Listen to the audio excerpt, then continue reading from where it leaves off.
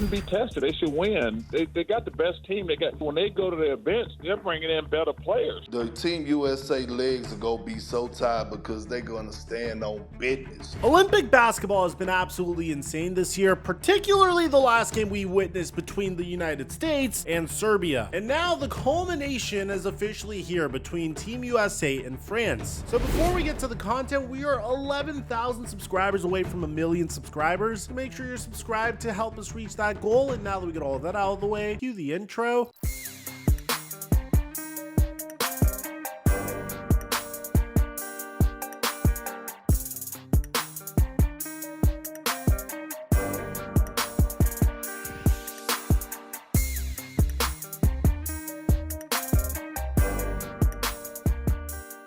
Mic check 1 2 1 2. What's going on, everybody? There's no doubt about it. Team USA and France have been the two best teams in the entire Olympics, so it's fitting that they get to face off to decide who goes home with the gold. Going into this game, Team USA was obviously a heavy favorite, with them being favored to win by 16.5 points. But France is no joke. They might have not gone undefeated in the group stages like Canada and Germany did, but when it came down to it, France sent most of those teams back to their respective countries when it mattered the most, and they did it with only 9 combined minutes from their all-star Rudy Gobert. Rudy Gobert said he had surgery on his finger or something. France's coach said he thought the matchups was an issue, and so Rudy didn't start because of the matchups. To be taken out of the lineup on any other team in the Olympics as an NBA player, not named Team USA, is kind of crazy. Gobert was arguably France's best player during the last Olympics, but now everything has changed. Victor Wembanyama came along and took over the team, which everyone knew was going to happen, but for a while, the two were starting alongside one another, and it was working out pretty well. But then France's head coach tried something completely different during the knockout stage, by not only benching Gobert, but making him their third string center behind Matthias Lesor. And you know what's so funny about this? Rudy Gobert tried to publicly say that the reason he got benched was because he got hurt, but then his head coach came out and completely shut that down. We don't know what's true.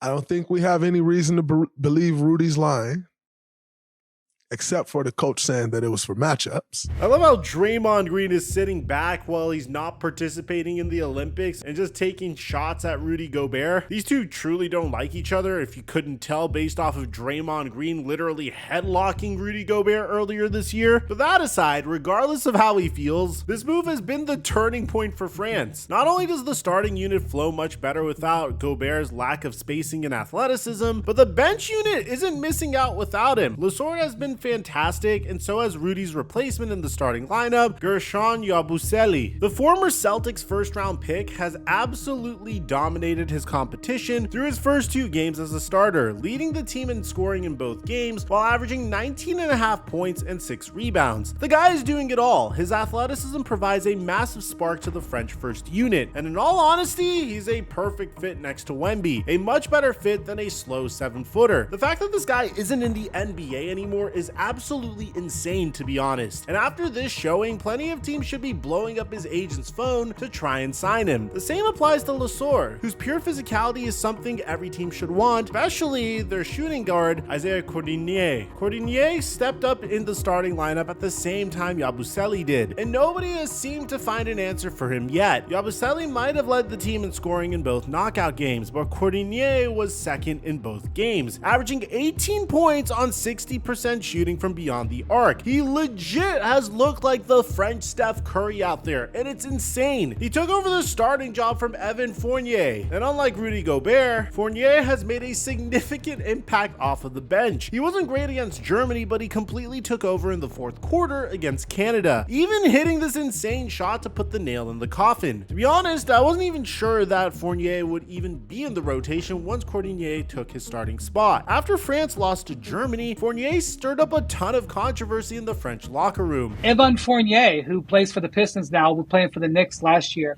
He ripped his coach after the French lost the other day. Yeah, after losing 1 game, Fournier tore his coach to shreds, spilling out everything that he thought was wrong with this team. He even said that Wemby was holding the ball too much, and I mean, he might be right about that considering how lights out the big 3 Euro guys have been. But hey, if France can still beat these undefeated teams, despite Victor Wembanyama going 6 of 20 27 combined in the last 2 games. Imagine how much of a chance they have versus the US if those shots actually do fall. However, they do have one fatal flaw that might be the reason they're not in this game at all, and that is their perimeter defense. You see, Wemby might be a freak of nature in the paint, and he might be able to minimize Joel Embiid and Bam Adebayo, but outside of that, the defense in France is suspect to say the least. They should have beaten Canada by 25 the way they were playing, but the fact that they let Shai Gilgeous-Alexander go for 27 points made it much closer than it needed to be. Now, I know what you guys are saying. Mike, that's Shai Gilgeous-Alexander, one of the best players in the world. He should have won MVP. Well, literally 2 days later, Dennis Schroeder almost carried Germany to their second straight win versus France with 18 points. And the only reason Germany didn't win was because of Gershon Yabusele and the fact that Franz Wagner was basically invisible. France won't get away with the type of defense they've played thus far against the US, because not only do they have all NBA players on their roster who don't even touch the court, but they also have the best big three anybody has ever seen: LeBron James, Steph Curry, and Kevin Durant. This game will most likely be the last time these 3 legends ever play on the same team again, besides an all-star game, and they're finally gonna start together. Ever since KD came back from his injury, Steve Kerr has had him coming off the bench as their super 6th man, and it's worked. But I guess after seeing the 3 of them close out Serbia on Thursday, Kerr figured that he should just send the house and start the game with all 3 on the court, which means that if the game was to go anything like the game on Thursday for these 3, France has no chance. Steph started out that game making 4 threes in 3 minutes, including a no-look 3, and ended the game with 36 points on 9 of 14 shooting from 3, including this massive 3 late in the game to take the lead. He had one of the best games we've ever seen in the Olympics. So did LeBron James. LeBron had a 16-point triple-double, which happens to be only the 4th Olympic triple-double in history. The only other players to ever record a triple-double during the Olympics are Alexandre Belov in 1976, Luka Doncic in 2021, and LeBron James in 2012. This guy has done it all in the Olympics, and he's literally leading the team in points, rebounds, and assists per game. Even on one of the best teams ever assembled, an old LeBron James is still the guy. He and Steph Curry led one of the best comebacks we've seen in a very long time, and right there to close it out was, of course, the guy who had the most points in Team USA history. I mean, this shot is absolutely insane. He's been doing this type of stuff for years, so nobody was really surprised. I've never felt more patriotic in my life than during the 4th quarter of this game. Even Mr. Non-American Joel Embiid was feeling it, even though he might be playing against America in 4 years. Which, might I add, already planning to jump ship when you're on Team USA to a different team is absolutely insane. Embiid has heard boos from the French crowd all summer, and after that miraculous comeback, this is what he had to say about the fans in Paris.